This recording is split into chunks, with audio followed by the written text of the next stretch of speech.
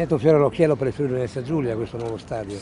Assolutamente, è sicuramente un'occasione, un'opportunità di lavoro, di occupazione, dotiamo questo territorio di un'infrastruttura sportiva importante ed è un esempio di partenariato pubblico e privato che auspichiamo possa diventare un modello anche per altri stadi in Italia e per altre grandi opere. Friuli Venezia Giulia ha molte imprese che si occupano di questo settore. Beh, qui è un esempio, abbiamo una grande cooperativa ma abbiamo anche tante imprese regionali che stanno lavorando nel cantiere, tutta la carpenteria metallica ad esempio è affidata ad un'impresa regionale, quindi è chiaro che qui c'è anche un volano di occupazione e di economia importante ed anche, ripeto, una grande opera alla quale prestiamo grande attenzione. Il mondo sportivo ha un ruolo importante anche nel sociale del Friuli Venezia Giulia. Beh, assolutamente, non ci dimentichiamo che abbiamo una grande squadra, l'Udinese, che ci rappresenta e che è un volano di promozione territoriale a tutti i livelli, anche all'estero, e che ci permette da una parte di far conoscere anche la nostra regione e naturalmente